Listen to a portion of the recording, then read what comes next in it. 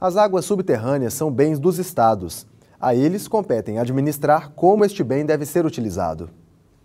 Em Minas Gerais, órgãos ambientais como o Instituto Mineiro de Águas e Secretaria de Estado de Meio Ambiente e Desenvolvimento Sustentável controlam o trabalho de perfuração do solo e instalação de poços artesianos. Confira.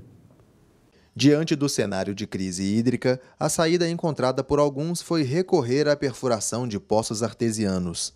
Fomos conversar com um empresário para saber mais sobre essa técnica e descobrimos que o processo é dividido em etapas.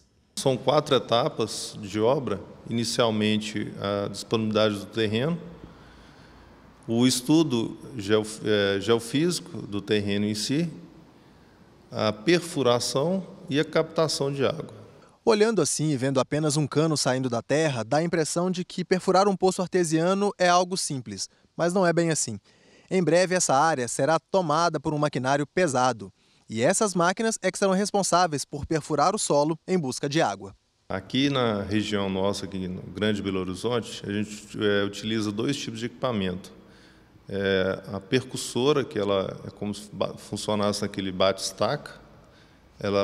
Esse equipamento é utilizado na perfuração de solo, de terra, sedimento. E depois a gente coloca a rota pneumática, que é para perfuração de rocha. Mesmo com um estudo anterior e uso de maquinário especializado, existe a possibilidade de não encontrar água. Quando se consegue captar, é preciso estar atento. Acontece que a água é um bem público e fazer uso particular de um bem de uso coletivo tem lá suas regras. Está tudo regulamentado pela Política Nacional de Recursos Hídricos.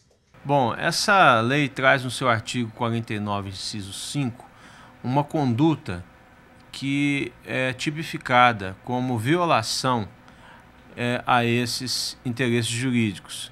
Então, considera-se infração a utilização dos recursos hídricos superficiais ou subterrâneos, o quê? A perfuração de poços artesianos ou, no caso, a operação desses poços sem a devida autorização. O primeiro passo para obter essa autorização é procurar os órgãos ambientais responsáveis. O passo a passo é o comparecimento da pessoa aqui no órgão ambiental, no caso aqui a SUPRAM, que é o órgão responsável por essa concessão, preencher um formulário chamado FCE, com os dados da pessoa, do local, da atividade, da finalidade que ele quer utilizar esse recurso hídrico.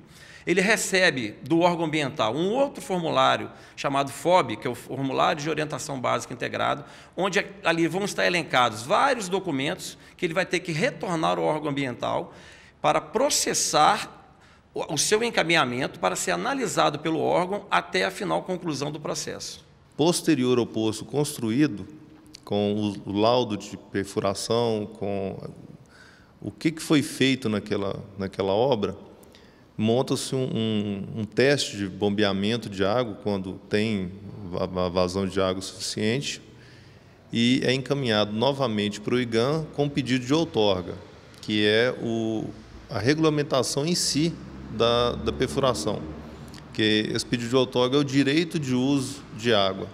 O pedido de outorga pode ser feito pelo dono do terreno ou pela empresa que fará a perfuração, e tem data de validade. A outorga, basicamente, é chamada outorga não vinculada a licenciamento ambiental ou não vinculada a uma autorização ambiental de funcionamento, ela tem um prazo de validade de até 5 anos. Mas ela pode ser suspensa a qualquer tempo pela autotutela da administração. Na ocorrência de alguns casos, por exemplo, a má utilização desse recurso hídrico, o não cumprimento de condicionantes previstas nessa portaria de outorga, caso de calamidade pública, casos de necessidade de utilização de água no interesse coletivo. Então, em todos esses casos, a outorga poderá ser suspensa parcial ou totalmente. É de grande importância a avaliação dos órgãos competentes para evitar riscos. Um poço que não tem um projeto, ele pode trazer consequências através de uma previsão incompatível com o volume de águas a ser bombado, a ser extraído do lençol freático. Então, isso pode causar a contaminação do lençol freático por conta da infiltração de água contaminada ou até mesmo pela presença de coliformes, ou seja, o poço pode atingir camadas mais profundas e o consumo dessa água com a contaminação pode ocasionar diversas enfermidades, inclusive entre elas, passando desde uma diarreia, pode ocasionar uma hepatite B, e inclusive até há situações que já foram identificadas pela literatura médica como câncer de esôfago e de estômago decorrente de águas contaminadas. Além disso, intervenções que afrontem a legislação podem acarretar multa e até embargo da obra. O desembargador esclarece o que dispõe a Política Nacional de Recursos Hídricos. Já no artigo 50, a lei trata das consequências para aquele que venha a infringir a proteção legal, ou seja, aquele que viola a norma. A pessoa está sujeita a uma advertência, ou seja, ela vem no sentido de propiciar um prazo para a regularização. Se essa pessoa não regulariza, aí que vem a multa. No caso da multa, ainda temos a possibilidade de um embargo provisório para as obras necessárias, ou seja, para que seja reorganizado.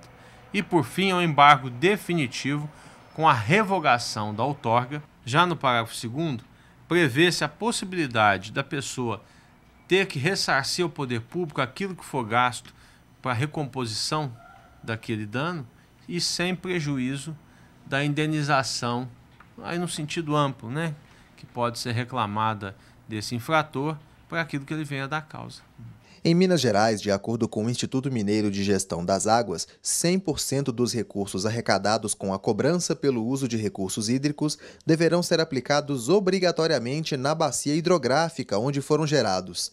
Deve ser respeitada a seguinte divisão: 92,5% dos recursos devem ser destinados ao investimento em estudos, programas, projetos e obras indicados no Plano Diretor de Recursos Hídricos da Bacia Hidrográfica, e os 7,5% restantes utilizados no pagamento das despesas com custeio da Agência da Bacia Hidrográfica ou da entidade a ela equiparada, que ficará responsável por prestar apoio administrativo, técnico e financeiro ao Comitê de Bacia Hidrográfica. Uma forma de devolver à terra um pouco daquilo que extraímos dela.